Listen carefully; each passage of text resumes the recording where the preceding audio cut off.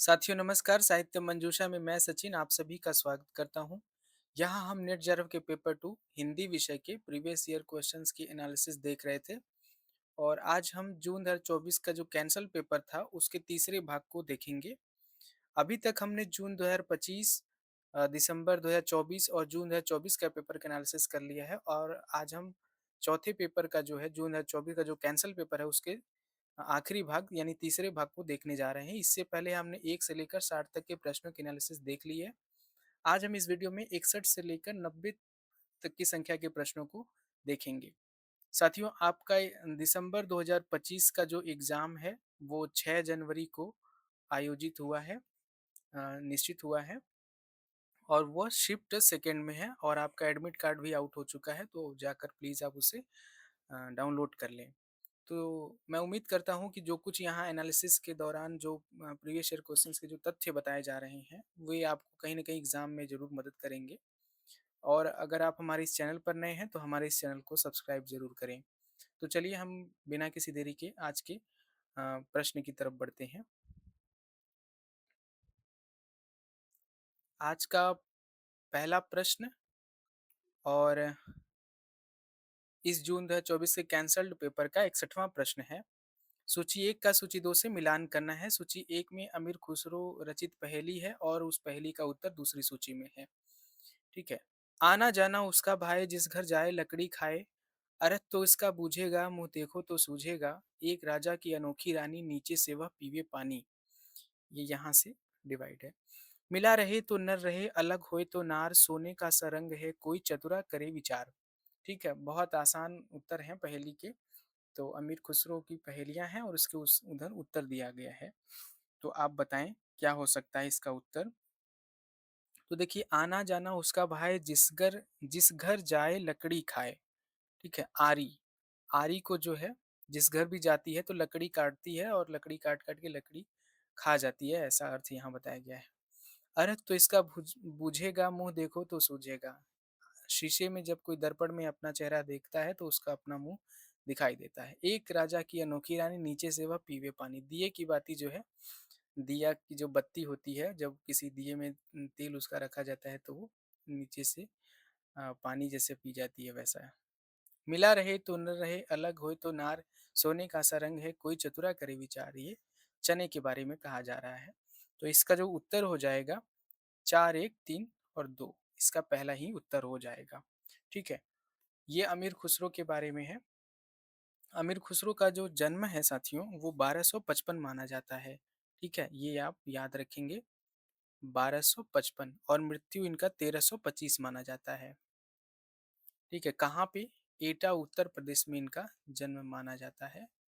ठीक है, इनका जो मूल नाम है, मूल नाम इनका अबुल हसन है। ठीक है, ये भी याद रखेंगे। उपनाम भी एक है, तुर्क अल्लाह।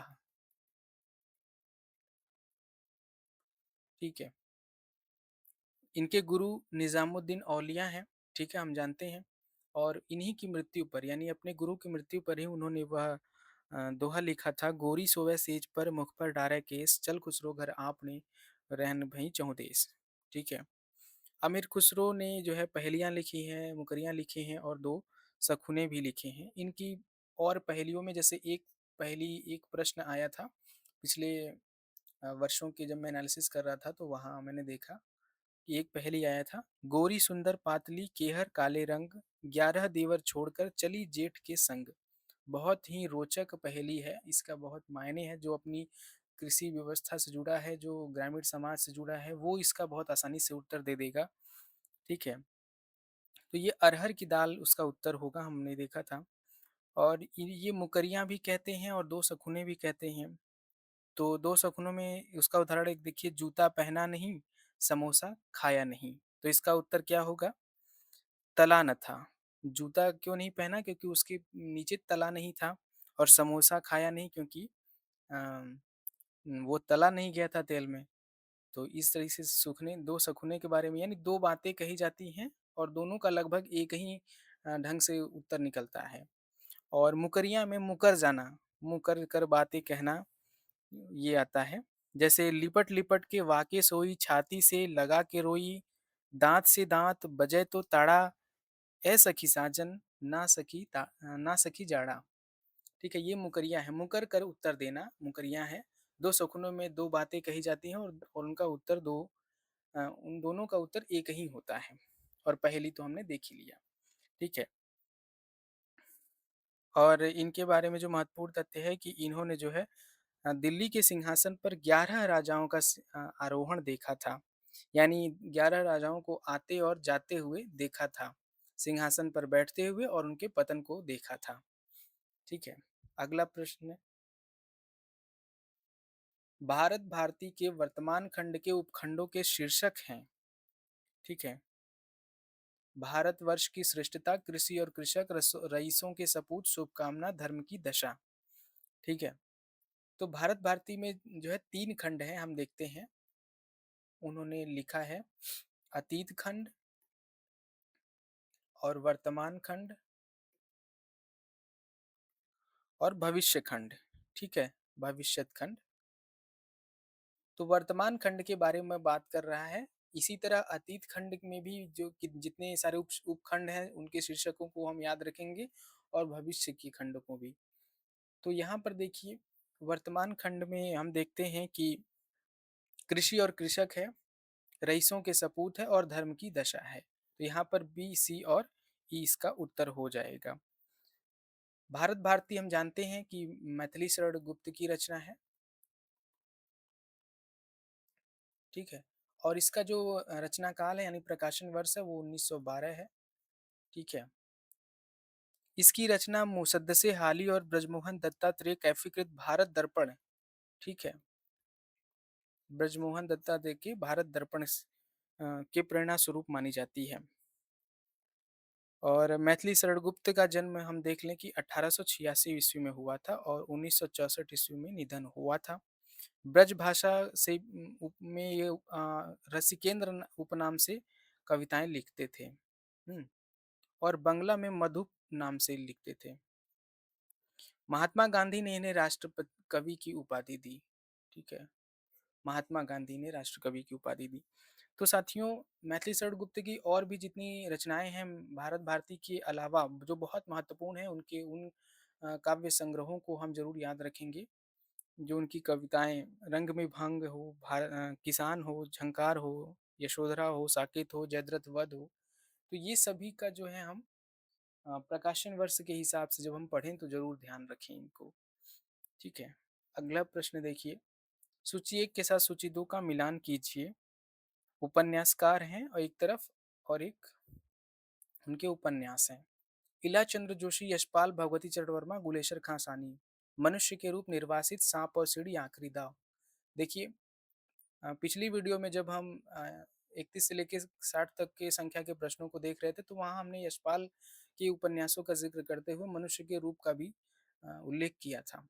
तो यशपाल का जो उपन्यास है वो मनुष्य के रूप हो जाएगा। इल्याचंद्र जोशी का उपन्यास जो है निर्वासित है। भगवती चरण वर्मा का आखिरी दाम है और गुलेशन खासानी का सांप और सीढ़ी। तो हम देखते हैं कि हमारा 2 1 4 3 ए उत्तर इसका सही हो जाएगा। ठीक है।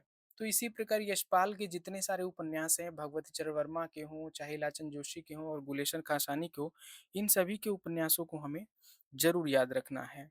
ठीक है। इलाचंद्र जोशी का अगर हम जन्म देखें तो 1903, कभी कभार रचनाकार के जन्म के अनुसार भी प्रश्नों में व्यवस्थित करने के लिए दे देता है। तो इलाचंद जोशी का जन्म जो है 1903 में हुआ था।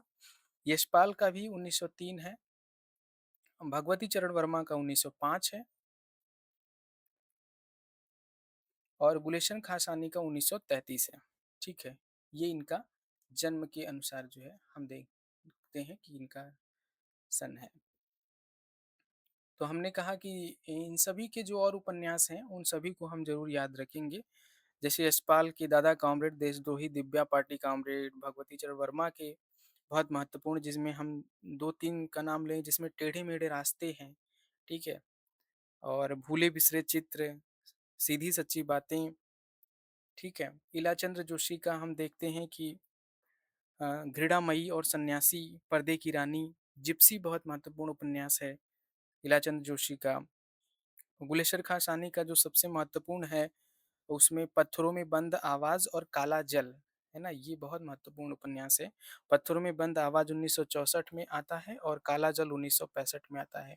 ख़ासकर काला जल जो है, वो गुलेशन खां सानी का सबसे महत्वपूर्ण उपन्यास माना जाता है, काला जल। ठीक है, अगला प्रश्न देखिए, सूची 1 के साथ सूची 2 का मिलान करना है। यहाँ भी लेखक हैं और उनकी एकांकी है। भारत भूषण अग्रवाल, कमलेश्वर, विष्णु प्रभाकर, उदय शंकर भट्ट। और इनकी एकांकी इधर दी गई है, लहर लौट गई, मैं तुम्हें क्षमा नहीं करूंगा, आदिम युग, पलायन। तो भारत भूषण अग्रवाल का आप वीडियो पॉज करके इसका उत्तर दे सकते हैं अगर आपकी तैयारी हुई है या कैसी तैयारी है आप देख सकते हैं अपनी। भारत भूषण अग्रवाल का जो एकांकी है वो आदिम युग है। ठीक है। कमलेश्वर का लहर लौट गई। विष्णु प्रभाकर मैं तुम्हें क्षमा नहीं करूंगा।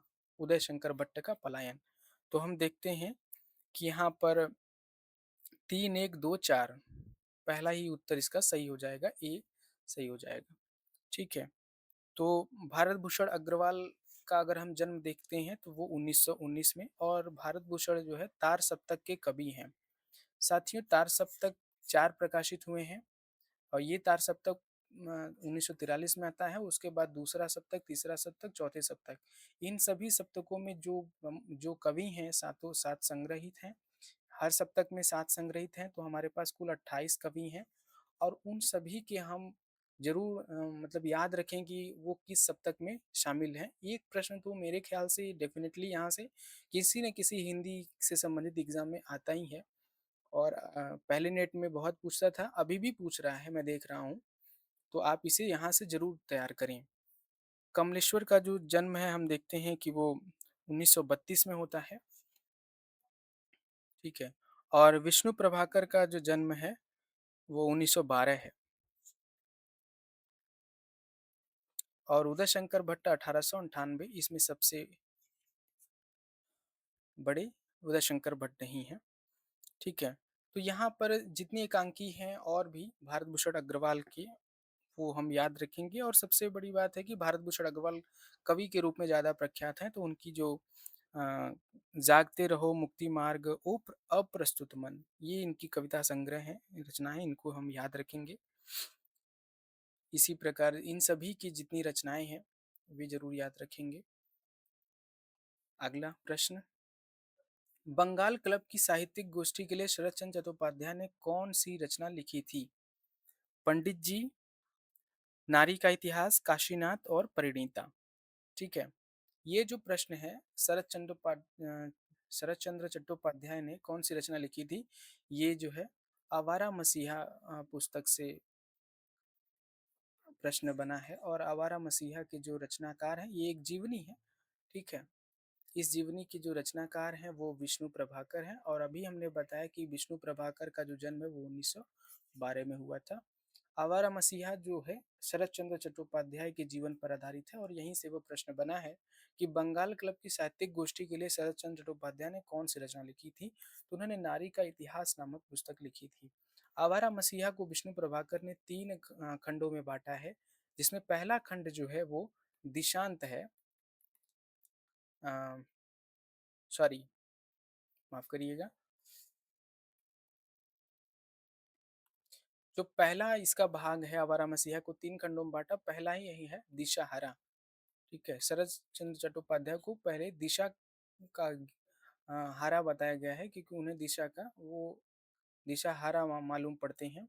फिर उन्होंने दिशा की खोज की और फिर उनका देशांत हो गया, यानी उनका निधन हुआ। ठीक है। तो 3 खंडों में हमने इससे पहले पिछले वाले वीडियो में भी कई बार बताया है, दिशाहारा, दिशा की खोज और दिशांत। इस क्रम को भी कभी कभार प्रश्न में लगाने के लिए आ जाता है। ठीक है। और ये आवारा मसीहा का जो प्रकाशन वर्ष है वो 1974 है, आपको याद होगा। आप इसे जरूर याद रखें। अगला प्रश्न देखिए, मेरी तिब्बत यात्रा के खंडों को पहले से बाद के क्रम में लगाइए। शक्य की ओर, जैनम की ओर, शांग की ओर, नेपाल की ओर, ल्हासा से उत्तर की ओर। मेरी तिब्बत यात्रा में ये 5 खंड हैं। मेरी तिब्बत यात्रा में उनकी यात्रा के कुल 5 खंडों को उन्होंने अपनी इस यात्रा वृत्तांत में शामिल किया है। तो उन्हीं खंडों को क्रम में आपको सजाना है, व्यवस्थित करना है। तो देखिए, ये प्रश्न बहुत आसान मेरे ख़्याल से मैं कहूँगा, क्योंकि हम मेरी तिब्बत यात्रा के पात्रों को या उनके किसी स्थान के बारे में नहीं पूछा गया है, जबकि अगर आप मेरी तिब्बत यात्रा की जो पाठ्यानुक्रम जो होता है किसी भी पुस्तक का, विषय सूची जिसे बोलते हैं, अगर आप उसे ही अगर देख लें, तो मेरे ख़्याल से आप इस प्रश्न को सही कर लें। और हम देखते हैं कि प्रश्न कई बार ऐसे बनते ही हैं, चाहे हम संस्कृति के 4 अध्याय में अध्यायों और उनके प्रकरणों और उनके शीर्षकों से आ जाते हैं प्रश्न। अभी हमने पिछले वाले वीडियो में देखा कि अ, साहित्य की डायरी में शीर्षक से प्रश्न आ गए, यानी आप पुस्तक खोल रहे हैं, वहीं से प्रश्न बन जा रहे हैं। तो बहुत अच्छे से सिलेबस को बहुत देखना है अच्छे से, ठीक है? तो यहाँ पर हम देखते हैं कि हमारा जो उत्तर होगा ECABD, ठीक है? यानी सबसे पहले लासा की ओर, फिर चांग की ओर, फिर शक्य की ओर, फिर जन्म की ओर, फिर नेपाल की ओर। तो ये इनकी यात्राओं का क्रम है, जहाँ-जहाँ वो पहले गए हैं, उसी ढंग से उन्होंने उस अपनी यात्रा वृत्तांत में वो बातें लिखी हैं। मेरी तिब्बत यात्रा हम जानते हैं, राहुल सांकृत्यान की जो है यात्रा परक पुस्तक है, और ये 1937 में उन्होंने लिखी थी, प्रकाशित हुई थी, ठीक है? और एक ख़ास बात कि ये डायरी शैली में रचित यात्रा वृत्तांत है, ठीक है? डायरी शैली में रचित यात्रा वृत्तांत है। ठीक है, तो हमने देख लिया कि इनके खंडों में लहासा से उत्तर की ओर, चाड की ओर, चिक्या की ओर, जेनम की ओर, नेपाल की ओर, ये पूरा उनका खंड है। और ये तो बहुत आसान प्रश्न था, लेकिन जब मेरी तिब्बत यात्रा आप जब पढ़ें, तो मैं कहूँगा कि जो भी महत्वपूर्ण जगहें हैं और जहाँ की संस्कृति के बारे में उनके पूरे कल्चर के बारे में जो कुछ बातें वे कर रहे हैं, उनके रहन-सहन को लेकर, वे बातें हम ज़रूर याद रखें। या फिर वे जहाँ अधिक दिन रुकते हैं, किसी से कोई सहायता लेते हैं या फिर किसी की कोई बहुत विचित्र बात देखते हैं जिनका उन्होंने उल्लेख किया है, तो ये घटनाएँ हमें ज़रूर ये सब चीज़ें पढ़ते हुए याद रखनी चाहिए। अगला प्रश्न देखिए, 1857 के प्रथम स्वतंत्रता संग्राम के पूर्व हुए विद्रोहों को पहले से बाद के क्रम में लगाइए। ठीक है, 1857 का प्रथम जो हमारा स्वतंत्रता संग्राम है, उससे पहले भी कुछ विद्रोह हुए थे, उनको हम पहले से बाद के क्रम में लगाएँगे। संथाल विद्रोह, सन्यासी विद्रोह, रामसो विद्रोह, सावंतवाड़ी विद्रोह, केरल में किसान विद्रोह, ठीक है? तो जो सबसे पहले हम देखते हैं कि वो सन्यासी विद्रोह हुआ था, और वो 1770 ईस्वी में हुआ था। रामसो विद्रोह 1822 में हुआ था, ठीक है? 1822 में। फिर उसके बाद केरल में किसान विद्रोह हुआ था 1836 में, फिर सावंतवाड़ी विद्रोह 1844 में, फिर संथाल विद्रोह सबसे आखिर में हुआ था 1855 में। तो इसका जो उत्तर हो जाएगा हमारा बी, सी, डी, ई, ए, ठीक है? ये बहुत ही मेरे ख्याल से एक महत्वपूर्ण प्रश्न है जो मैंने कई बार देख लिया है कि बन गया है। ये कई बार मैंने जीएस के प्रश्नों में भी देखा है जहाँ पर जीके पूछे जाते हैं, तो ये बहुत फेवरेट प्रश्न है जीके का, ठीक है? अगला प्रश्न, बाणभट्ट की आत्मकथा के पात्र हैं लोरिक देव, मातृगुप्त, नागदत्त, कुमार कृष्णवर्धन, विरति व्रज, विरति वज्र, ठीक है? बाणभट्ट की आत्मकथा के पात्र हैं और उनके हमें पात्र बताने हैं कि कौन-कौन से हैं। तो सभी नहीं है, क्योंकि विकल्प बता रहे हैं कि कोई 3 ही पात्र इसमें है। तो हम देखते हैं कि लोरिक देव भी पात्र है, फिर कुमार कृष्णवर्धन है और विरति वज्र हैं। तो यहाँ पर ए, डी और ई ही केवल इसके उत्तर हो जाएँगे। बी उत्तर इसका सही होगा। बाणभट्ट की आत्मकथा हम देखते हैं कि ये हजारी प्रसाद द्विवेदी का उपन्यास है, और यह 1946 में प्रकाशित हुआ था। इसमें बाणभट्ट, निपुणिका और भट्टनी मुख्य पात्र हैं, ठीक है? इसमें बाणभट्ट के जीवन का आधार बनाकर राजा हर्षवर्धन के समय की जो सामाजिक, सांस्कृतिक और राजनीतिक स्थितियों का चित्रण है, उसको इस उपन्यास में रखा गया है। तो पूरी ऐतिहासिक पृष्ठभूमि है इसकी, और हजारी प्रसाद द्विवेदी को ऐतिहासिक उपन्यासकार भी कहा जाता है, क्योंकि इन्होंने जितने उपन्यास, कुल 4 ही उपन्यास लिखे और चारों उपन्यास जो है इन्होंने ऐतिहासिक पृष्ठभूमि के ही उपन्यास लिखे, जिनमें चारूचंद्र लेख 1963 ईस्वी में प्रकाशित हुआ, पुनर्नवा 1973 में और अनाम दास का पोथा 1976 में। मैं आपको एक और काम दे रहा हूँ कि चारूचंद्र लेख में अगर ये ऐतिहासिक है, हाँ बिल्कुल ऐतिहासिक तो है ही, तो इसमें किस समय का वर्णन किया गया है? पुनर्नवा में क्या वर्णन है इतिहास का, किस समय का और कौन सा राजा है या फिर कौन से पात्र हैं उसके, जो इतिहास के चरित्र कौन से हैं? अनाम दास का पोथा में क्या वर्णन है? ये आप हमें कमेंट में ज़रूर बताएँगे, जिससे आपकी भी रिवीज़न हो जाएगी। तो ये एक महत्वपूर्ण प्रश्न बनता है, ठीक है? और हज़ारी द्विवेदी का जो जन्म है, हम जानते हैं वो 1907 में हुआ था, ठीक है? अगला प्रश्न देखिए, नवीन चंद्र राय ने किस पत्रिका का प्रकाशन आरंभ किया था? हिंदी दीप्ति प्रकाश, ज्ञान प्रकाशनी पत्रिका, आर्य दर्पण और देश हितैषी, ठीक है? बहुत आसान प्रश्न है। नवीन चंद्र राय के नाम से एक ही पत्रिका प्रसिद्ध है और वो है ज्ञान प्रदायनी पत्रिका। यहाँ पर प्रश्न में ज्ञान प्रकाशनी दिया था, लेकिन ये होगा ज्ञान प्रदायनी, ठीक है? इसे आप सुधार लें, ये कन्फ्यूजन ना रहे आपको। तो ये ज्ञान प्रदायनी पत्रिका है। अगर ज्ञान प्रकाशनी और ज्ञान प्रदायनी अगर दोनों ऑप्शन में आ जाए तो हमें ज्ञान प्रदायनी ही लगाना है, ठीक है? और ये पत्रिका कब से प्रकाशित शुरू हुई थी? तो ये 1867 में उन्होंने निकालना शुरू किया था। नवीन चंद्र राय तो वैसे तो बंगाल के थे, लेकिन इन्होंने जो है पंजाब और लाहौर की तरफ जाकर उन्होंने काफ़ी काम किया, जैसे समाज सुधार के काम, जिसमें वो लाहौर में हम देखते हैं कि ब्रह्म समाज के संस्थापक के रूप में आते हैं। ब्रह्म धर्म जो ब्रह्म समाज है उसका प्रचार उन्होंने वहाँ पे किया था। अ, और उन्होंने पंजाब में हिंदी का प्रचार किया था, ठीक है? वे उर्दू के विरोधी और देवनागरी के समर्थक थे, ठीक है? नवीन चंद्र राय जो है उर्दू के विरोधी थे और हिंदी के समर्थक थे, और इन्होंने पंजाब में जाकर हिंदी का प्रचार प्रसार किया था। लाहौर में इन्होंने ब्रह्म समाज की भी स्थापना की थी, ठीक है? और इनका जन्म जो है 1837 में हुआ था, अगर ये प्रश्न कभी आ जाए।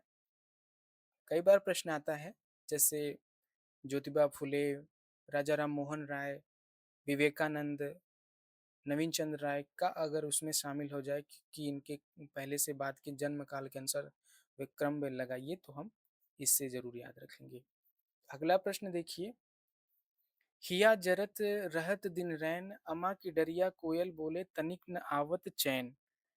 यह गीत गोदान का कौन सा पात्र गाता है? गोदान में कौन सा पात्र गाता है? होरी, धनिया, भोला, पटेश्वरी, कौन सा पात्र गाता है?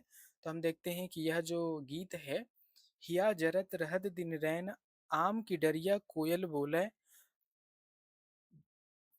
तनिक न आवत चैन, यह होरी गाता है। होरी जो इसका सबसे प्रमुख पात्र है इस उपन्यास का, होरी ही गाता है। गोदान 1936 में प्रकाशित हुआ था, प्रेमचंद रचनाकार हैं, ठीक है? तो प्रेमचंद के जितने उपन्यास हैं आपको ज़रूर याद होने चाहिए पूरे प्रकाशन वर्ष के हिसाब से, और उन सभी उपन्यासों में क्या-क्या महत्वपूर्ण है, किसकी क्या पृष्ठभूमि है, किसमें क्या कथा है, ये सब चीज़ें हमें ज़रूर याद रखनी चाहिए, क्योंकि कई बार वहाँ से मिलान करने के लिए आ जाता है कि ये उपन्यास है और ये इसके विषय हैं, तो उन विषयों को मिलाइए आप, ठीक है? जयशंकर प्रसाद के नाटक चंद्रगुप्त में चाणक्य के संवाद हैं। तो यहाँ पर 5 संवाद दिए गए हैं, बताने हैं कि उसमें चाणक्य का कौन-सा संवाद है। शत्रु की उचित प्रशंसा करना मनुष्य का धर्म है। भाषा ठीक करने से पहले मैं मनुष्यों को ठीक करना चाहता हूँ। अन्य देश मनुष्यों की जन्मभूमि है, यह भारत मानवता की जन्मभूमि है। महत्वाकांक्षा का मोती निष्ठुरता की सीपी में रहता है। ईश्वर ने सब मनुष्यों को स्वतंत्र उत्पन्न किया है। तो नीचे दिए गए विकल्पों में से सही उत्तर का चयन कीजिए। हम देखते हैं कि यहाँ पर 3 ही विकल्प कोई सही हो सकता है, ठीक है? तो कौन-सा विकल्प सही हो सकता है?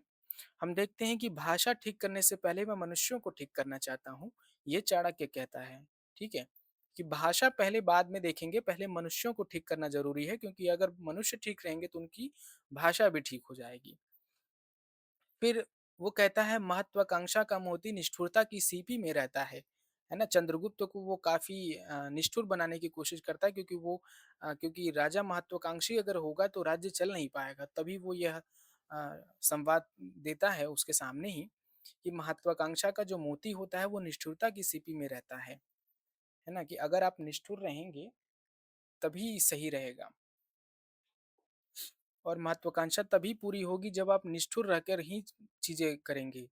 बहुत ही आनंद से अगर चीज़ें आप करेंगे, हर चीज़ में अगर आप बहुत आसानी से मान जाएँगे, तो आप महत्वाकांक्षाएँ बहुत ज़्यादा पूरी नहीं कर सकते आप अपनी। ईश्वर ने सब मनुष्यों को स्वतंत्र उत्पन्न किया है। तो यह भी जो है, ये चाणक्य का ही कथन है। तो यहाँ पर बी, डी और ई हम देखते हैं कि ये सही उत्तर हो जाएगा। जयशंकर प्रसाद का नाटक चंद्रगुप्त 1931 में प्रकाशित हुआ था। इससे पहले यह नाटक 1912 में कल्याणी परिणय नाम से प्रकाशित हुआ था। ये एक अ, चीज़ आप बात याद रखेंगे, तथ्य याद रखेंगे। और प्रसाद के जितने नाटक हैं, वो हम याद रखेंगे, जिसमें सज्जन, कल्याणी परिणय, करुणालय, विशाख, अजातशत्रु, स्कंदगुप्त, धुरस्वामिनी। प्रसाद के सभी नाटक महत्वपूर्ण हैं। उनके उन नाटकों का विषय क्या है और उनका प्रकाशन वर्ष क्या है, ठीक है? ये हम ज़रूर याद रखेंगे। नाटक, उनके प्रकाशन वर्ष और उनका विषय, उनमें क्या-क्या है, ये सभी हम ज़रूर याद रखेंगे पढ़ते हुए, ठीक है? और जयशंकर प्रसाद का जन्म तो हम जानते हैं 1889। अगला प्रश्न देखिए, करीमुद्दीन किस कहानी का पात्र है? दुनिया का अनमोल रतन, गैंग्रीन, परिंदे और सिक्का बदल गया। तो हम देखते हैं कि जो करीमुद्दीन पात्र है वो परिंदे कहानी का पात्र है। ठीक है, परिंदे निर्मल वर्मा की कहानी है। निर्मल वर्मा की कहानी है और यह 1957 में हंस पत्रिका में आई थी। बाद में 1959 में यह परिंदे नाम से ही कहानी संग्रह में प्रकाशित होती है। दुनिया का अनमोल रतन प्रेमचंद की कहानी है और 1907 में आती है और यह प्रेमचंद की पहली कहानी मानी जाती है। 1907 जो सोजे वतन पत्रिका में प्रकाशित होती है, जिसे अंग्रेज राजद्रोह का मुकदमा चलाकर उस कहानी संग्रह को जब्त कर लेते हैं। ठीक है, गैंग्रीन कहानी 1937 ईस्वी में लिखी जाती है सच्चिदानंद हीरानंद वात्स्यायन के द्वारा, जो बाद में रोज नाम से प्रकाशित होती है, जिसे रोज नाम से ही जाना जाता है। सिक्का बदल गया कहानी 1948 में आता है। ठीक है, यह कृष्णा सोबती का की कहानी है। अ, रोज जो कहानी है, जो गैंग्रीन के नाम से भी जानी जाती है, ये विपथिका कहानी संग्रह में हम आगे के देखते हैं। अगला प्रश्न देखिए, मिश्र बंधुओं द्वारा रचित मिश्र बंधु विनोद कुल कितने भागों में विभक्त है? 8, 3, 4 और 1। ठीक है, तो मिश्र बंधु विनोद द्वारा जो रचित विश्व बंधु विनोद है, वो हम देखते हैं कि वो 4 भागों में विभक्त है। ठीक है, ये 1913 और 1934 2 बार में इनका जो है, हम देखते हैं कि इनका प्रकाशन होता है। प्रथम 3 भाग का प्रकाशन 1913 में होता है और चौथे भाग का प्रकाशन 1934 में होता है। जहाँ तक मैं याद कर पा रहा हूँ यही तथ्य है। आप एक बार इसको काउंटर चेक करिएगा और मुझे बताइएगा कि क्या मैं ठीक कह रहा हूँ, क्योंकि मुझे कन्फ्यूज़न हो रहा है इस बात में कि 1913 में पहला खंड प्रकाशित हुआ था या फिर जो 1934 में बचे हुए जो उनके जो है 3 खंड प्रकाशित हुए थे। तो ये एक चीज़ मैं चेक करना चाहूँगा और आप भी पढ़ते हुए इसे ज़रूर चेक करिएगा। लेकिन यही प्रकाशन वर्ष है जब वो चारों भाग 2 वर्षों में प्रकाशित हुए। ये वर्ष वही हैं, 1913 और 1934। ठीक है। अगला प्रश्न देखिए, और हाँ, उससे बढ़ने से पहले मिश्र बंधुओं के बारे में, जो मिश्र बंधुओं का इससे पहले वाले वीडियो में हमने मिश्र बंधुओं को बताया है कि कौन-कौन से मिश्र बंधु भाई हैं, 3 भाई हैं, कौन-कौन से भाई हैं। तो उन्हें आप ज़रूर याद रखेंगे, श्याम बिहारी मिश्र और गणेश बिहारी मिश्र और सुखदेव बिहारी मिश्र। उनके हमने जन्म भी वहाँ बताए हैं, तो आप अगर पिछला वीडियो देखेंगे तो आप ज़रूर याद कर पा रहे होंगे चीज़ें। अगला प्रश्न, तुलसीदास रचित रामचरितमानस में राम राज्य संबंधी वर्णन की पंक्तियाँ हैं।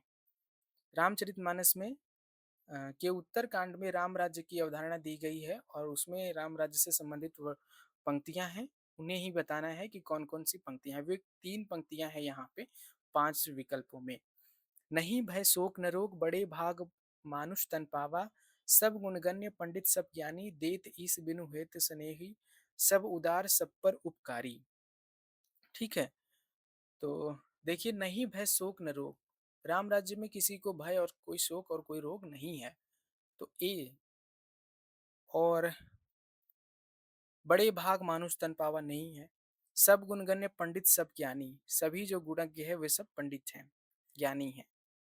और उसके बाद हम देखते हैं कि देते ईश बिनु हेतु से नहीं, नहीं है। सब उदार सब पर उपकारी, सभी उदार हैं राम राज्य में और सभी सब पर उपकार करते हैं। ए, सी और ई इसका जो है सही उत्तर हो जाएगा। ठीक है। तुलसीदास तुलसीदास ने जो है रामचरितमानस की रचना जो है संवत 1631 में की थी। ठीक है। और 2 वर्ष 7 माह 26 दिन में, 2 वर्ष, ये महत्वपूर्ण तथ्य है जो पूछा नहीं जाएगा पर जानकारी के लिए आपको हमेशा याद रहना चाहिए। 2 वर्ष 7 माह और 26 दिन। ठीक है। इनमें इसमें 7 कांड हैं। अयोध्या कांड को मानस का हृदय स्थल कहा जाता है। अयोध्या कांड को ही इसका हृदय स्थल कहा जाता है। ठीक है। गोस्वामी तुलसीदास का जन्म 1532 ईस्वी में हुआ था। एक बात याद रखेंगे, ये 1532 लिखा हुआ है। इनके गुरु नरहरि थे, जिन्हें नरहरियानंद के नाम से भी जाना जाता है, और इन्हें स्मार्त वैष्णव भी माना जाता है। ये एक चीज आपको मैं बता देना चाहता हूँ कि तुलसीदास को स्मार्त वैष्णव कहा जाता है। क्यों कहा जाता है स्मार्त वैष्णव, ये चीज आपको जरूर याद रख लेनी चाहिए। जब मैं एमए की कक्षाओं में था तो मैंने पूछा था अपने प्रोफेसर से, तो वहाँ मुझे पता चला था कि स्मार्त का मतलब क्या होता है। सभी वैष्णव स्मार्त नहीं होते हैं। ठीक है। वैष्णव यानी कि जो हरि की पूजा करते हैं, विष्णु की पूजा करते हैं, लेकिन जो स्मार्त होते हैं वे केवल विष्णु की ही पूजा नहीं करते हैं। उसमें उसमें कई उसके, जैसे कहा जाता है कि स्मार्त लोग पंचदेव उपासक होते हैं, जिसमें वे अ, विष्णु, शिव, गणेश, शक्ति, सूर्य, इन चारों की पूजा करते हैं और वेद, पुराण, धर्मशास्त्र, स्मृति को मानने वाले होते हैं। तो जो वैष्णव केवल विष्णु की आराधना नहीं कर रहा है, उसके अतिरिक्त शिव की, शक्ति की, गणेश की, सूर्य की भी पूजा कर रहा है और साथ में वेद, पुराण और धर्मशास्त्र और जो स्मृतियां हैं उनको भी अगर वो मानता है तो भी वो तो ही वह स्मार्त वैष्णव कहा जाएगा। तो ये एक बहुत महत्वपूर्ण तथ्य जो आपकी जानकारी के लिए मैं यहाँ बताया हूँ। अगला प्रश्न देखिए, हिंदू नवोत्थान मुस्लिम नवोत्थान शीर्षक प्रकरण संस्कृति के 4 अध्याय के किस अध्याय में संकलित हैं? प्रथम अध्याय, द्वितीय अध्याय, तृतीय अध्याय, चतुर्थ अध्याय। साथियों, हमने संस्कृति मैं लगभग ये जो है चौथा पेपर में एनालिसिस कर रहा हूँ। ठीक है। और हमने देखा कि संस्कृति के 4 अध्याय से केवल और केवल एक ही तरह के प्रश्न बन रहे हैं, और वे प्रश्न हैं कि संस्कृति के 4 अध्याय में वे 4 अध्याय कौन से हैं। ठीक है। और उन अध्यायों में कितने प्रकरण हैं, उन प्रकरणों के क्या क्या नाम हैं, उनके क्या शीर्षक हैं। बस यही देख रहा हूँ कि प्रश्न यहाँ से बन रहा है। तो जब भी आप संस्कृति के 4 अध्याय पढ़ें, तो संस्कृति के 4 अध्याय एक आलोचनात्मक पुस्तक है और बहुत भारी पुस्तक है, बहुत पृष्ठों की पुस्तक है। अगर आपके पास समय नहीं है तो मैं कहूँगा कि जो अध्याय हैं उन अध्यायों में कितने प्रकरण हैं और उन प्रकरणों के क्या नाम हैं, उनके शीर्षक वार जो उनका क्रम है वो हमें याद रहे, तो मुझे लगता है कि संस्कृति के 4 अध्याय से जो भी प्रश्न बनेगा उसे हम मिस नहीं करेंगे, उसे हम अटेम्प्ट कर लेंगे और हम सही भी हो जाएगा। ठीक है। तो यहाँ मैं बता दूं कि जो 4 अध्याय हैं, ठीक है, उन 4 अध्यायों को हमें जरूर याद रखना है। भारतीय जनता की रचना और हिंदू संस्कृति का आविर्भाव, ये पहला अध्याय है। दूसरा अध्याय है प्राचीनतम हिंदुत्व से विद्रोह, ये दूसरा अध्याय है। सुनते जाइए, हिंदू संस्कृति और इस्लाम। फिर चौथा है भारतीय संस्कृति और यूरोप। ये 4 अध्याय हैं, है ना। इससे के पहले वीडियो में भी ये सब बातें मैंने बता दिया है, और वे भारतीय संस्कृति को और सभ्यता को 4 सोपानों में भी बाँटते हैं। वो भी आप देखेंगे, है ना? जिसमें वो कहते हैं पहला सोपान है आर्य का आगमन, यानी भारत में आर्य का आगमन को वो पहला सोपान मानते हैं। फिर उसके बाद बौद्ध और जैन का आंदोलन को मानते हैं। फिर मुस्लिमों के आगमन को मानते हैं, फिर यूरोप के आगमन को मानते हैं। तो ये 4 सोपान अलग हैं और ये 4 अध्याय अलग हैं, ये याद रखेंगे हम। ठीक है? भारतीय संस्कृति को व्याख्यायित करने के लिए वो कहते हैं कि उसके वो 4 सोपान हैं, यानी भारत की संस्कृति कैसे विकसित हुई है, वो 4 सोपानों से गुज़री है, 4 चरणों से गुज़री है। लेकिन जब उस संस्कृति को जो वो अध्यायवार विभाजित करते हैं, तो वो 4 अध्याय ब करते हैं, जिसमें भारतीय जनता की रचना और हिंदू संस्कृति का आविर्भाव, इसमें वो 3 प्रकरण बनाते हैं। ठीक है, ये भी याद रखेंगे कि पहले अध्याय में 3 प्रकरण हैं। प्राचीनतम हिंदुत्व से विद्रोह जो दूसरा अध्याय है, उसमें कुल 7 प्रकरण हैं।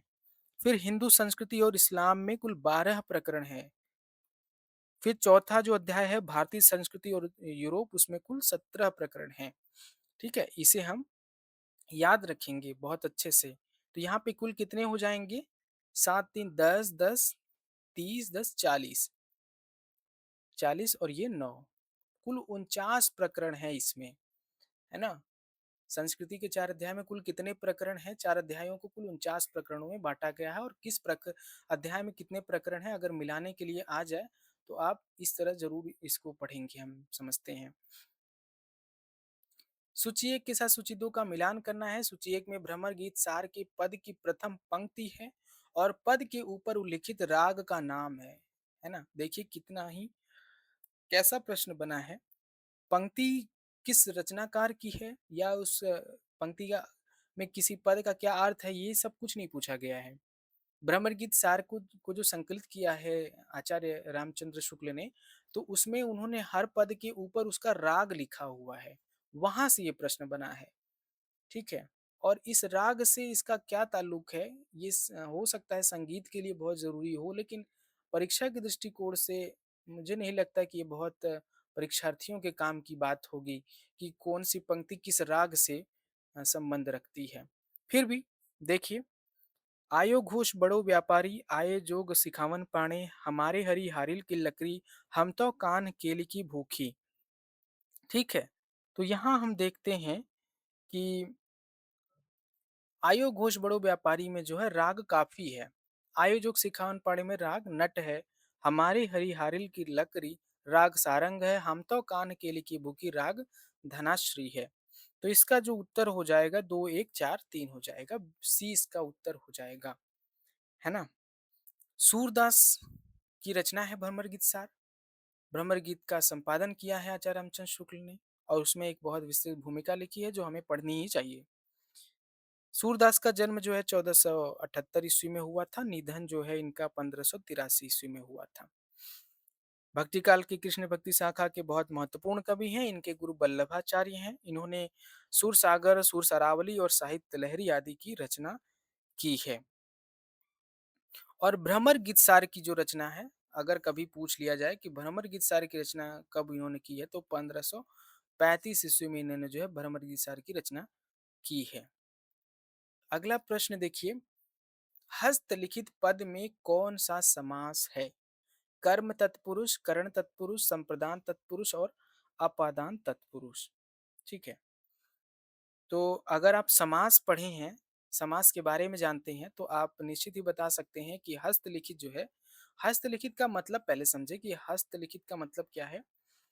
हस्त के द्वारा लिखित या हस्त से लिखित, यानी हाथ के द्वारा लिखा हुआ या हाथ से लिखा हुआ, इसका यही अर्थ होगा। और इस समास में हम देखते हैं कि कर्म तत्व सॉरी, कर्म नहीं होगा, के द्वारा है ना या से है, तो हम देखते हैं कि करण तत्पुरुष इसका उत्तर हो जाएगा। ठीक है साथियों, तो समास जो होता है, हम देखते हैं कि जो समास होता है वो दो शब्द, जो दो या दो से अधिक जो शब्द होते हैं, उन्हीं को संक्षिप्त किया जाता है, उनका संक्षिप्तीकरण है समास, है ना? और इनको हाथ, हस्त और लिखित 2 शब्दों से ये बना हुआ है। और होता ये है कि जब ये 2 शब्द जब इनका हम विग्रह करते हैं, जब इन्हें हटा देते हैं, तो इसमें जो हम देखते हैं कि एक कोई न कोई जो है हमें विभक्ति समझ में आती है और जब समास बनाया जाता है तो यही विभक्ति लोप हो जाती है, ठीक है? जब 2 या 2 से अधिक शब्द का ऐसा संक्षिप्तीकरण जिसमें विभक्ति का लोप हो जाए तो उसे हम समास कहते हैं, ठीक है? उसमें हम देखते हैं कि तत्पुरुष समास, अव्ययी भाव समास, कर्मधारय समास, द्विगु समास, द्वंद्व समास और बहुव्रीहि समास। बहुत आसान है, अगर मैं आपको समझाना चाहूँ कुछ समय लेकर तो ये कह सकता हूँ, ठीक है? तत्पुरुष समास किसे कहते हैं? जिस समास में उत्तर पद प्रधान होता है। देखिए 2 पद है ना, एक प्रथम पद जिसे हम पूर्व पद कहते हैं और दूसरों को उत्तर पद कहते हैं। तो जिसमें उत्तर पद प्रधान होता है, यानी कि ये वाला पद, इधर वाला पद को हम उत्तर पद कहते हैं और इधर के पद को पूर्व पद कहते हैं। तो जब जहाँ पे उत्तर पद प्रधान होता है और समास करने के उपरांत जो विभक्ति होती है, उसका जब हम लोप हो जाता है, तो उसको हम कहते हैं कि ये तत्पुरुष समास है। अभी जो हमने आपको समास का उदाहरण दिया है, वो वास्तव में वो तत्पुरुष समास का ही उदाहरण है ना? तो जब हम उत्तर पद को प्रधान पाते हैं और समास करने के बाद जब विभक्ति का लोप हो जाता है, तो हम देखते हैं कि वो क्या हो जाता है? तत्पुरुष समास हो जाता है। और यहाँ पे देखिए तत्पुरुष में जितने भी विभक्ति हैं, ये सब कर्म, करण, संप्रदान, अपादान, ये सभी विभक्ति है ना। तो जब हम देखते हैं कि कोई विभक्ति लोप हो जाए तो वहाँ पे हम देखते हैं तत्पुरुष समास होगा। जैसे धर्म ग्रंथ, ठीक है? तो धर्म ग्रंथ में हम देखते हैं कि किन शब्दों से बना है? धर्म और ग्रंथ से बना है। धर्म ग्रंथ का मतलब होता ये है कि धर्म का ग्रंथ, ये इस पद से बनकर बना है समास। धर्म का ग्रंथ, तो इसमें हम देखते हैं कि ये तत्पुरुष समास है और तत्पुरुष समास में जो जितनी विभक्तियां हैं उनको हम देख लेंगे कि कर्ता ने कर्म को करण से, संप्रदान को के लिए, अपादान से, संपोधन हे हो हे हरि। उम, अगर हम यहाँ पे कहें कि धर्म का ग्रंथ काज किससे बता रहा है? का के की अपादान से मेरा ख्याल से ये जुड़ेगा। इसी प्रकार तुलसीदास कृत, तुलसीदास द्वारा लिखा हुआ या तुलसीदास द्वारा कृत, तो यहाँ पे अगर हम तुलसीदास कृत शब्द लिखें और उसका संधि समास विग्रह करके लिखें तुलसीदास द्वारा कृत, तो यहाँ पर भी हम देखते हैं कि ये हो जाएगा करण तत्पुरुष, क्योंकि यहाँ पे द्वारा का बोध हो रहा है कि तुलसीदास द्वारा लिखा हुआ, ठीक है? तो ये तत्पुरुष समास है। अव्ययी भाव समास, जिस समास में पहला पद प्रधान होता है और वही अव्यय होता है।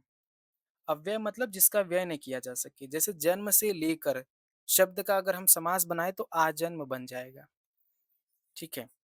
उसी प्रकार मति के अनुसार यथामति, आजन्म और यथामति, मत के अनुसार यथामति। तो यहाँ पर जो पूर्व पद है आ और यथा, ये अव्ययी भाव समास है।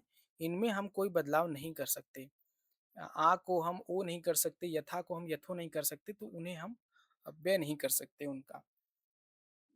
तो पूर्व पद अव्यय होता है और वही प्रधान होता है, तो अव्ययी भाव समास हो जाता है। कर्मधारय समास में हम देखते हैं कि जहाँ पे दोनों शब्दों के बीच विशेषण और विशेष्य या उपमान या उपमेय का संबंध होता है, तो हम देखते हैं कि वो कर्मधारय समास हो जाता है।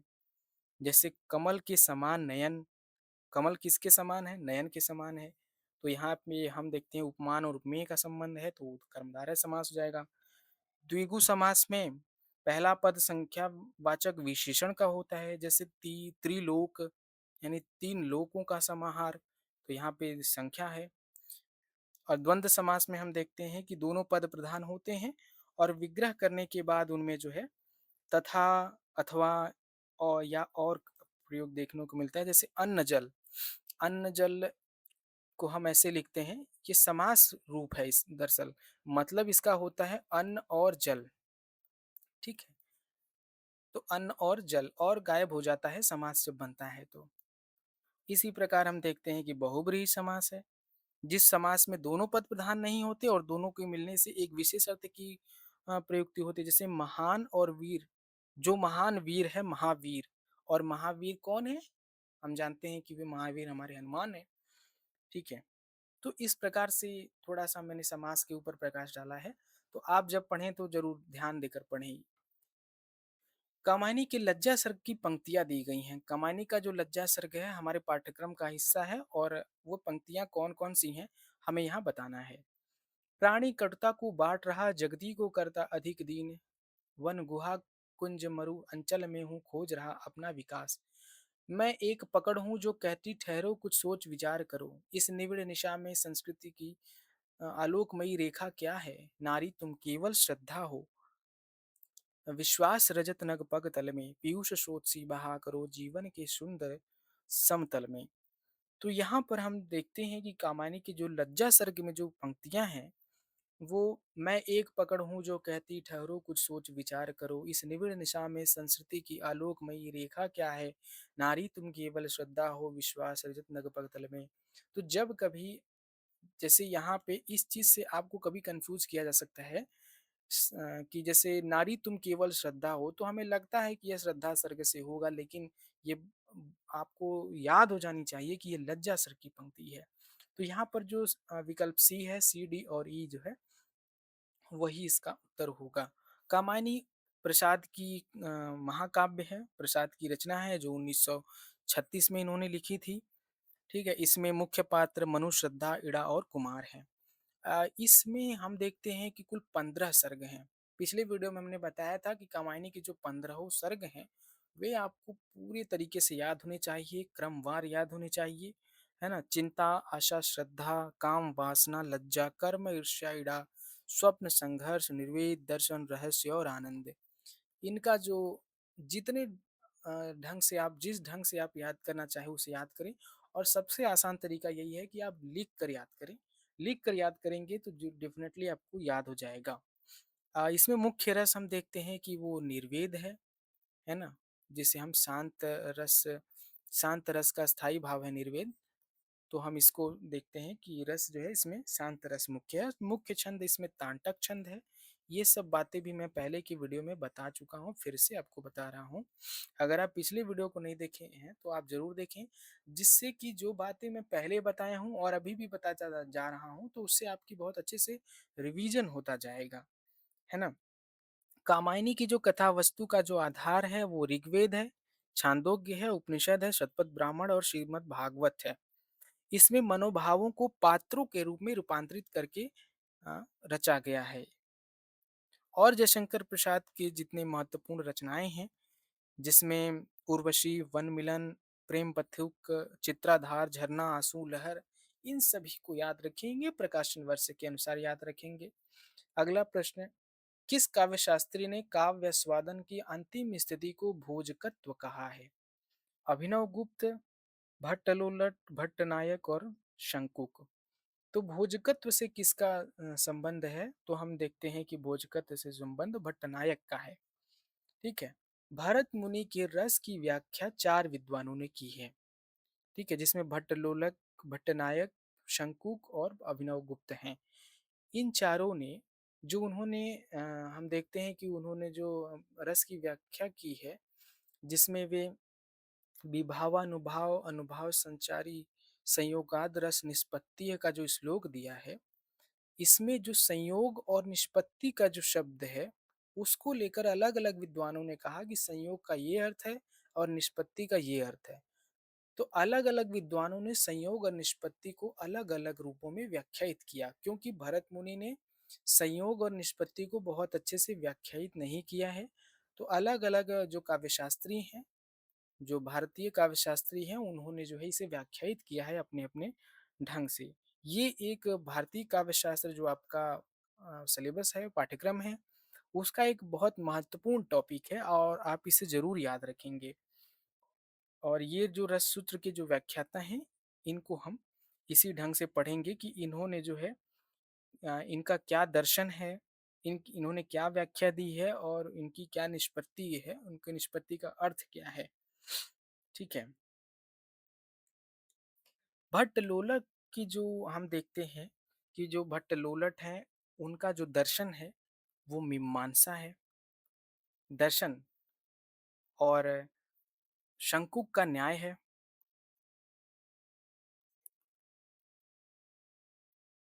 न्याय,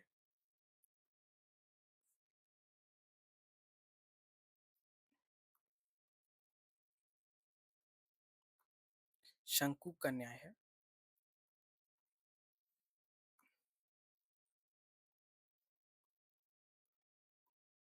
न्याय दर्शन। भट्टलोलक की जो दर्शन है, जो उनकी विचारधारा है, वो मीमांसा को लेकर चलते हैं। शंकुक न्याय को लेकर चलते हैं। भट्ट नायक सांख्य दर्शन को लेकर चलते हैं और वहीं अभिनव गुप्त शैव दर्शन को लेकर चलते हैं। और व्याख्या में जो भट्टलोलक की जो व्याख्या है उसको उत्पत्तिवाद या आरोपवाद मानते हैं हम। ठीक है। भट्ट नायक ने जो दिया है उसे हम भुक्तिवाद कहते हैं। सॉरी, भुक्तिवाद। और शंकुक ने जो दिया उसको हम अनुमितिवाद कहते हैं। और जो अभिनव गुप्त ने दिया है उसे हम अभिव्यक्तिवाद कहते हैं। तो यहाँ पर जो भोज और भोजकत्व का व्याख्या किया इन्होंने, वो भुक्तिवाद के अंतर्गत भट्टनायक ने ही किया है। इसे आप बहुत विस्तार से, बहुत विस्तृत ढंग से काव्यशास्त्र में पढ़ेंगे। और मैं उम्मीद करता हूँ कि आप परीक्षा से पहले जब ये एनालिसिस आप देख रहे हैं तो जाकर इसे आप जरूर दोहराएंगे। उससे पहले मैं, नहीं ठीक है, सभी चीजें लगभग हो गई हैं। विज्ञान और कविता के संबंध पर किस पाश्चात्य विचारक ने प्रमुखता से चर्चा की है? I Richard, T S Eliot, doctor Johnson और कॉलरिज। तो विज्ञान और कविता के संबंध में किस पाश्चात्य जो विचारक ने ही प्रमुखता से बात की, तो हम देखते हैं कि आई रिचर्ड ने, आइवर एमस्ट्रॉन्ग रिचर्ड इनका पूरा नाम है, जिन्होंने विज्ञान और कविता के संबंध पर काफ़ी विचार किया है। और इनकी एक पुस्तक ही है उस नाम से, साइंस एंड पोएट्री नाम से, जो 1900 हम देखते हैं कि 1925 में प्रकाशित होती है। ठीक है। आई ए रिचर्ड्स का जो जन्म है हम देखते हैं कि वो 1893 में हुआ था। जन्म भी कई बार पूछता है पाश्चात्य विचारकों का, और उनको क्रमवार ढंग से सजाने के लिए कहता है। तो आई ए रिचर्ड का जो जन्म है वो 1893 में हुआ था। और आई ए रिचर्ड की और भी रचनाएं जिनमें बहुत महत्वपूर्ण रचनाएं हैं, मीनिंग ऑफ मीनिंग जो 1923 में आती है, प्रिंसिपल ऑफ लिटरेरी क्रिटिसिज्म जो आई ए रिचर्ड के नाम से बहुत बहुत लोकप्रिय पुस्तक है, 1924 में एक साहित्यिक आलोचना पुस्तक है ये। साइंस एंड पोएट्री जैसा हमने बताया दिया, विज्ञान और कविता जो 1925 में आती है। प्रैक्टिकल क्रिटिसिज्म भी इन्हीं का है ना। Coleridge on imagination, the philosophy of rhetoric. और इनका जो सबसे महत्वपूर्ण दो सिद्धांत हम पढ़ते हैं अपने पाठ्यक्रम के हिस्से में भी, और इनके नाम से भी बहुत प्रसिद्ध हैं, जिनमें हम देखते हैं कि वो संप्रेषण का सिद्धांत देते हैं और मूल्य सिद्धांत देते हैं, है ना। ठीक है। और कल्पना का सिद्धांत भी इन्हीं का दिया हुआ है। नहीं, वो हम कॉलरिज के नाम से चले गए। ठीक है। तो संप्रेषण का सिद्धांत और मूल्य का सिद्धांत इनका बहुत महत्वपूर्ण सिद्धांत है आई रिचर्ड्स का। टी एस इलियट का जो जन्म है हम देखते हैं कि 1888 में हुआ है। ठीक है। और इनका जो सबसे महत्वपूर्ण पुस्तक हम देखते हैं कि द सेक्रेड वुड 1920 में आती है। द सेक्रेड वुड जो 1920 में प्रकाशित होती है। और बाकी द फ्रेंड है, लेक्चर्स ऑन लिटरेचर है, एड्स टू रिफ्लेक्शन है। डॉक्टर जॉनसन, जिन्हें सैमुअल जॉनसन के भी नाम से जाना जाता है, 1709 ईस्वी में इनका जन्म हुआ है। अंग्रेजी के लेखक हैं।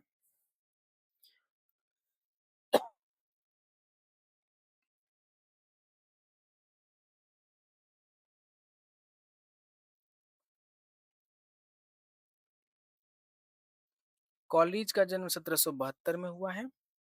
और कॉलरिज का हमने जैसे बताया था कि कल्पना का सिद्धांत इन्होंने दिया है। और कई महत्वपूर्ण, सॉरी, कई पुस्तकें हमने इलियट में गिना दी है, लेकिन हम्म,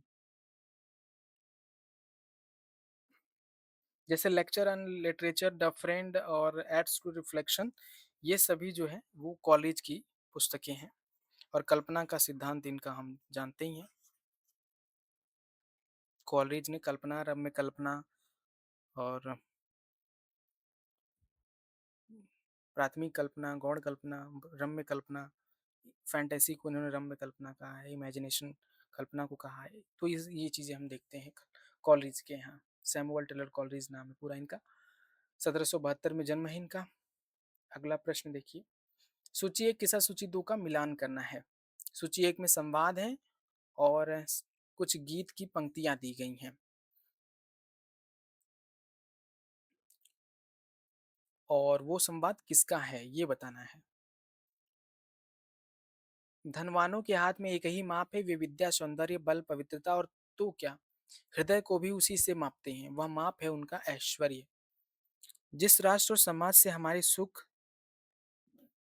शांति में बाधा पड़ती हो उसका हमें तिरस्कार करना ही होगा। भारत समग्र विश्व का है और संपूर्ण वसुंधरा उसके प्रेम पाश में आबद्ध है। प्रणय वंचिता स्त्रियां अपनी राह के रोड़े विघ्नों को दूर करने के लिए वज्र से भी दृढ़ होती हैं। तो ये संवाद जो है और ये जो पात्र हैं जिनके द्वारा ये कहा गया है, ये स्कंदगुप्त नाटक से, जो जयशंकर प्रसाद का नाटक है जो 1928 ईस्वी में आता है, उससे ये लिया गया है।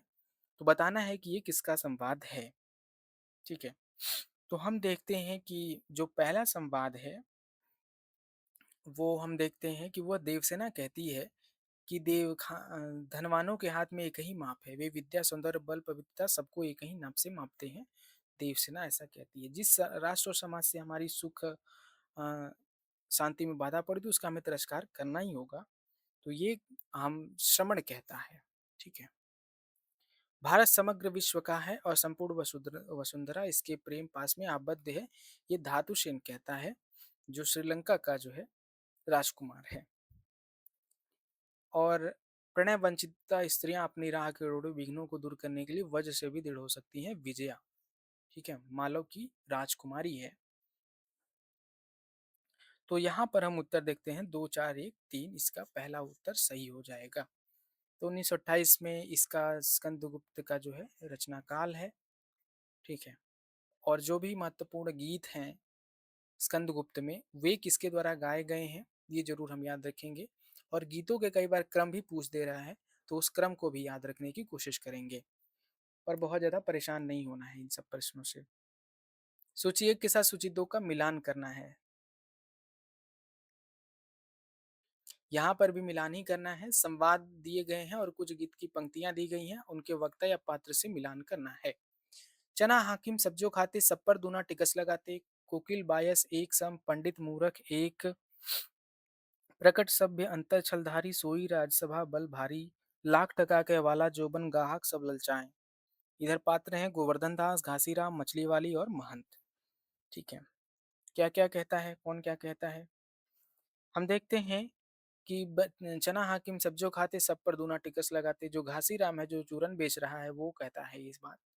ठीक है, और कोकिल बायस एक सम, पंडित मूरख के, इंद्रायण दाड़िम दिसम, जहाँ न नेकु विवेक, जहाँ एक भी विवेक नहीं है। महंत कहता है कि यह अंधेर नगरी है जहाँ पे कोकिल बायस एक सम, पंडित मूर्ख एक, पंडित और मूर्ख एक हो गए हैं। कोयल और जो अ, कौवे हैं वो सब एक ढंग से बात कर रहे हैं और यहाँ कोई विवेक नहीं रह गया है। प्रकट सभ्य अंतर छलधारी, सोई राजसभा बल धारी, ये गोवर्धन दास कहता है। लाख टका का वाला जोबन गाहक सब ललचाए, मछली वाली कहती है। तो इसका जो 2, 4, 1, 3 इसका जो है उत्तर हो जाएगा। और यह जो अंधेर नगरी जो भारतेंदु हरिश्चंद्र का है उससे लिया गया संवाद है, उससे लिए गई कुछ गीत की पंक्तियां हैं। और यह नाटक उनका 1881 ईस्वी में रचा गया है। इसमें 6 अंक हैं और यह एक प्रहसन है।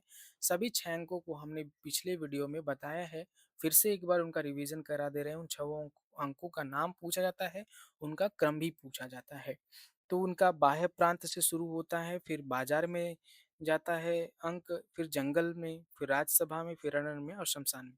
कथा अगर हमें याद है तो उस ढंग से हम याद करेंगे कि महंत दास, गोवर्धन दास और जो है नारायण दास, ये तीनों बाहरी प्रांत से आते हैं, बाजार में जाते हैं, बाज़ार में देखकर महंत चला जाता है और वह कहता है कि मैं यहाँ अ, सॉरी हाँ, शुरू से हम बताते हैं, फिर से बताते हैं। सबसे पहले बाह्य प्रांत में ये तीनों का दृश्य दिखाया जाता है, मोहनदास, नारायणदास और गोवर्धन दास। जहाँ उनका जो गुरु होता है वो कहता है कि हमें अब अपने-अपने अलग-अलग मार्ग पे चलना होगा और तो जो गोवर्धन दास है वो बाज़ार जाने का निर्णय करता है और बाकी ये दोनों जो है नारायण दास और गोवर्धन दास एक साथ जाते हैं। नारायण दास और महंत दास ये दोनों एक साथ जाते हैं। गोवर्धन दास बाज़ार का दृश्य आता है, दूसरा दृश्य यही है। फिर उसके बाद अ, वो जो है खूब यहाँ बाजार से सामान खरीद के जंगल में अपने गुरु के पास जाता है। उसके बाद जो है राजसभा में बकरी मर जाने का वर्णन आता है। उसके बाद सिपाही जो है बकरी को सजा देने के लिए जाते हैं, पकड़कर गोवर्धन दास को लाते हैं। और फिर उसे शमशान में पेश किया जाता है। वहाँ पे छठे अंक में अ, उम, फिर से बाह्य प्रांत में मिलते हैं तीनों, वहाँ से वे गोवर्धन दास आता है बाज़ार में, बाज़ार का वर्णन होता है, फिर उसके बाद जंगल में जाता है, गुरु के पास बताने जाता है, फिर उसके बाद राजसभा का वर्णन होता है, फिर उसके बाद जो है सिपाही जो है सज़ा देने के लिए बकरी की जाते हैं मोटी गर्दन वाले व्यक्ति को, तो गोवर्धन दास को जंगल में पकड़ लेते हैं जिसका नाम अरण्य है, फिर वहाँ से उसको पकड़ के छठे अंक में श्मशान दिखाया जाता है, जहाँ पर उसका गुरु आता है और गोवर्धन दास को बचाता है। उसका गुरु कौन है? महंत दास। तो हम ये क्रम याद रखेंगे और आप भी इसी ढंग से अगर याद रखेंगे तो बेहतर तरीके से याद कर पाएँगे या जिस ढंग से भी आप याद करते हो उसे याद कर लें।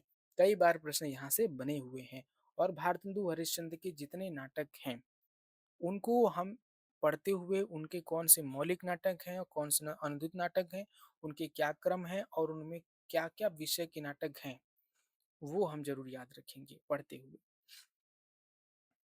तो साथियों यही सब कुछ बातें हैं जहाँ मैं इन पूर्वावलोकन के अंतर्गत आपके साथ साझा कर रहा हूँ और यही उम्मीद के साथ कि ये सब बातें कहीं न कहीं आपको कुछ मार्गदर्शित करेंगी, ठीक है? देखिए अगला प्रश्न, ओ महान मार्क्स के दर्शन की दर्शिका सुदर्शने प्रियदर्शिनी तुम स्वयं द्वंद्वमुक्त भौतिकवाद की सिंथेसिस हो। मैला आंचल उपन्यास की यह कवितांश किसने किसके बारे में लिखा? चरित्रों के सही युग्म का चयन कीजिए। सैनिक जी मंगला देवी के लिए, वासुदेव जी ममता जी के लिए, चिनगारी जी लक्ष्मी के लिए और चलित्र कर्मकार कमली के लिए। तो हम देखते हैं कि मैला आंचल में यह जो कथन है वो चिनगारी जी लक्ष्मी के लिए उपयुक्त करता है, बोलता है ना? ओ महान मार्क्स के दर्शन की दर्शिका सुदर्शने प्रियदर्शिनी तुम स्वयं द्वंद्वयुक्त भौतिकवाद की सिंथेसिस हो, है ना? तो मैलांचल जो है 1954 में फणीश्वरनाथ रेणु के द्वारा लिखा हुआ उपन्यास है। इसमें जो कथा है वो बिहार के पूर्णिया जिले के मिरीगंज गांव की कथा है। ग्रामीण अंचल की कथा के कारण इसे आंचलिक उपन्यास कहा जाता है। फणीश्वरनाथ रेणु का जन्म जो है 1921 में हुआ था और जो इनके महत्वपूर्ण उपन्यास हैं उन्हें हम जरूर याद रखेंगे। परती परिकथा, त्रिगतपा, जुलूस, कितने चौराहे। परती परिकथा 1957, दीर्घतपा 1964, जुलूस 1965, कितने चौराहे 1966, है ना? 1966 तो इस ढंग से इन्हें हम पढ़ेंगे और क्योंकि बहुत बार प्रश्न यहाँ से बनते हैं उपन्यासों के प्रकाशन वर्ष का मिलान करने के लिए उनका आता है या फिर क्रम सजाने के लिए आता है। आधे अधूरे नाटक में वर्णा नामक युवती का उल्लेख कौन करता है? महेंद्र नाथ, सावित्री, बिन्नी, किन्नी। तो हम देखते हैं कि जो वर्णा नामक जिससे अशोक के संबंध की कुछ ऐसी बात जहाँ तक मुझे याद आ रही है, वर्णा वही स्त्री है जिससे अशोक के बारे में कुछ संबंध के बारे में बताया जाता है कुछ।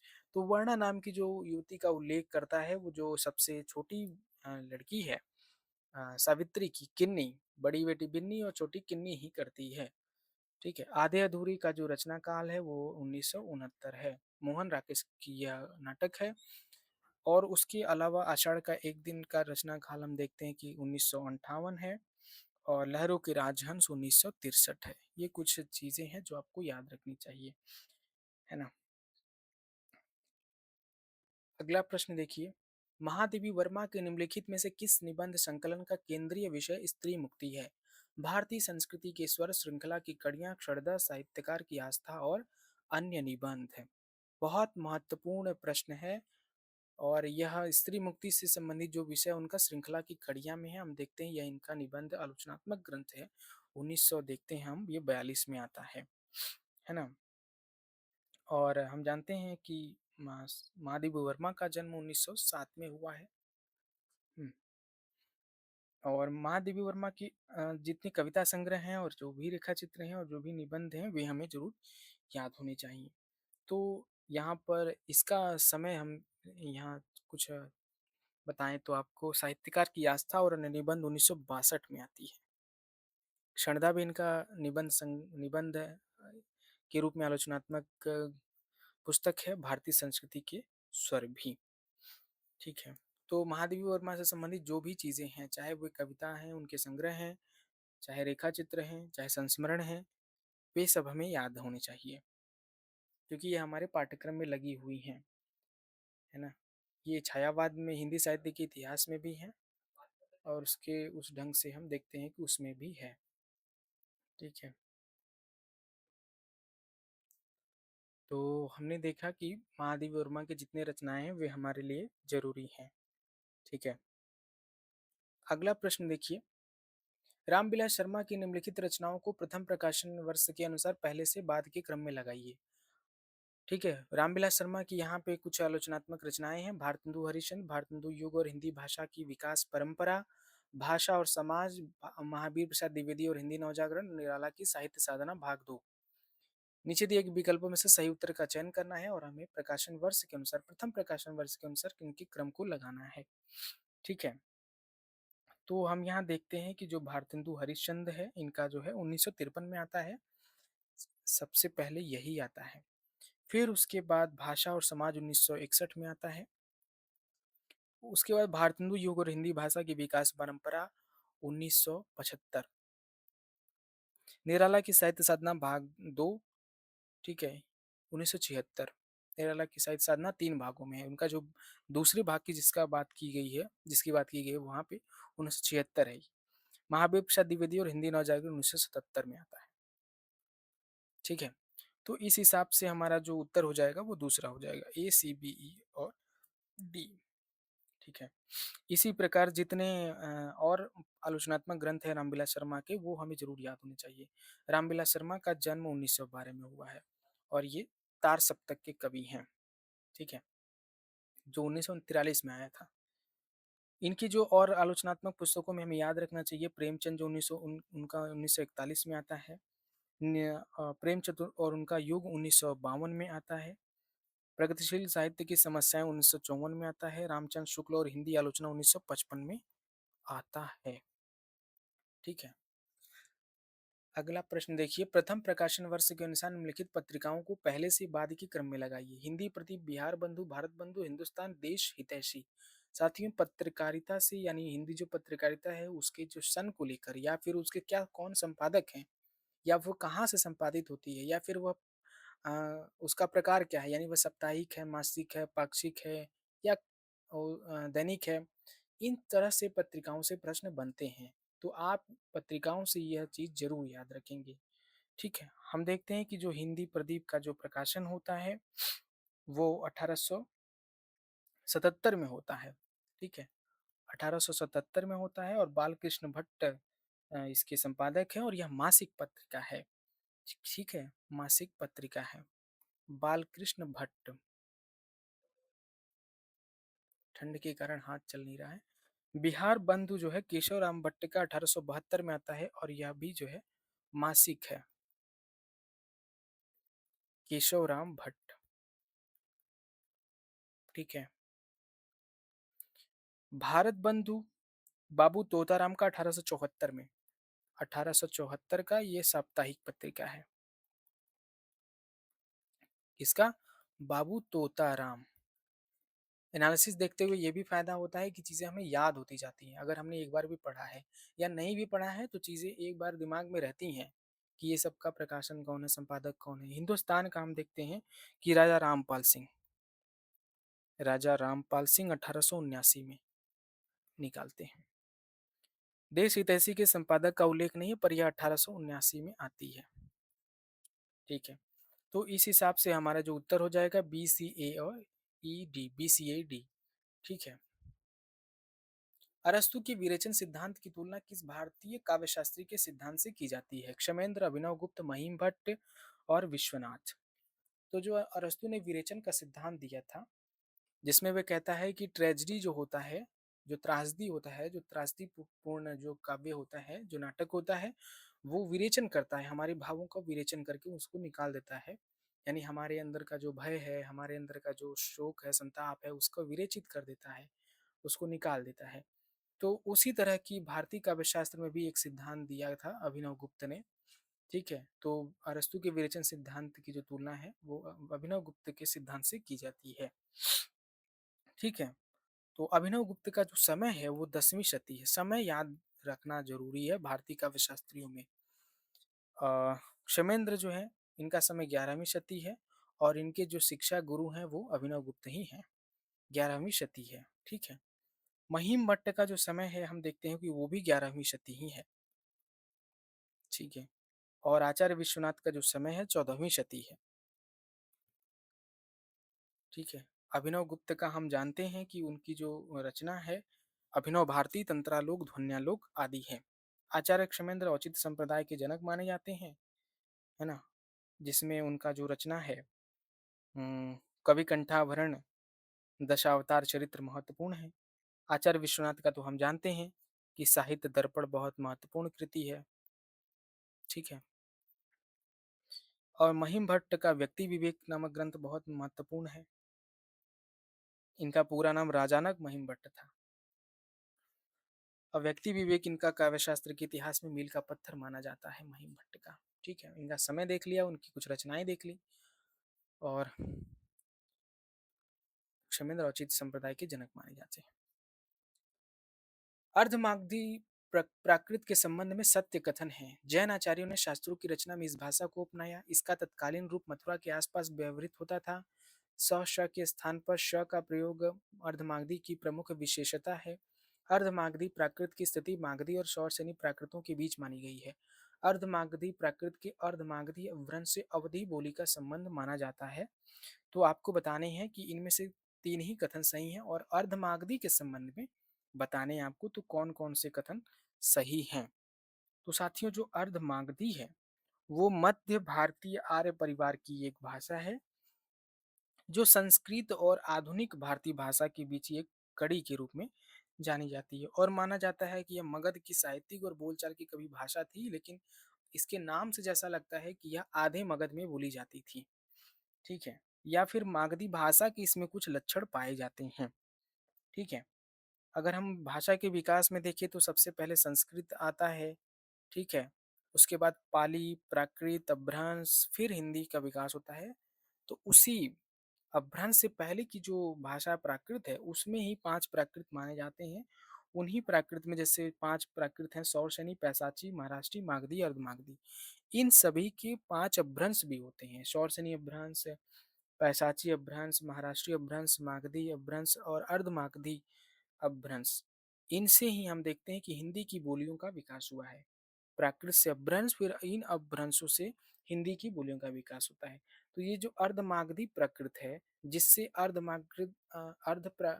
अर्धमागधी अपभ्रंश का भी विकास होता है, उसमें हम अर्धमागधी में हम हिंदी की जो बोलियां देखते हैं वो 3 बोलियां हैं खास करके, अवधी, बघेली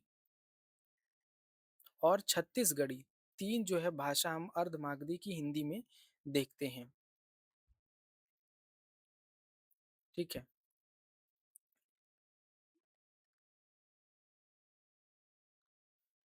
अगला प्रश्न देखिए, महात्मा गांधी द्वारा व्यक्त किए गए विचार हैं। भारत भूख से मर रहा है क्योंकि उसे उस रोजी रोजगार से वंचित कर दिया गया है जो उसे रोटी दे सकता है।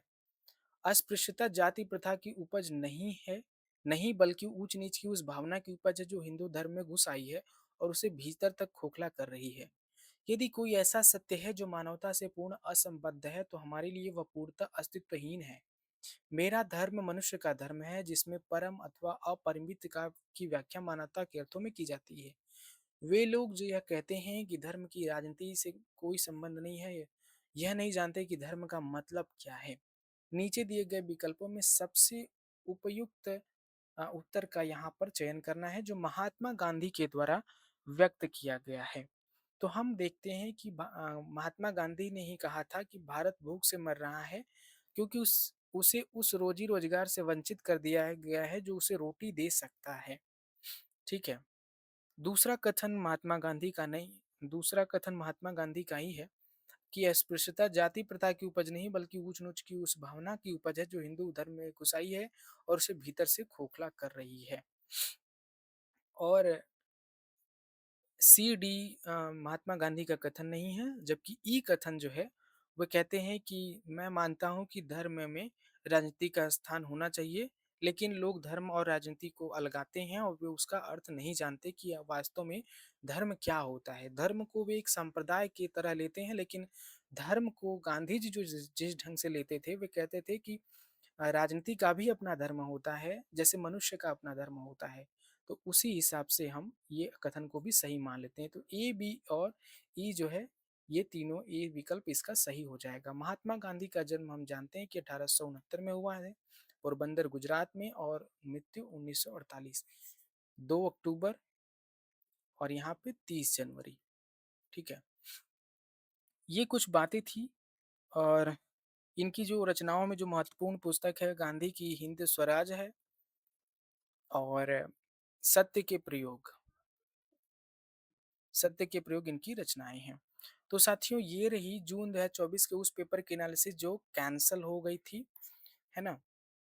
और अगर आपको यह सीरीज़ पसंद आ रही है तो आप हमारे इस वीडियो को शेयर कर सकते हैं अपने दोस्तों के साथ, लाइक करें, जो भी आपको लग रहा है, जो भी पूछा जा रहा है प्रश्न उसके जो है कमेंट बॉक्स में उनके उत्तर दें और मिलते हैं अगली वीडियो में, धन्यवाद। और आप अपनी एग्ज़ाम की प्रिपरेशन बहुत अच्छे से करें, अब आपके पास समय कम है और मैं उम्मीद करता हूँ कि जो कुछ यहाँ बताया जा रहा है उसमें आपको थोड़ी बहुत मदद मिल रही होगी, ठीक है?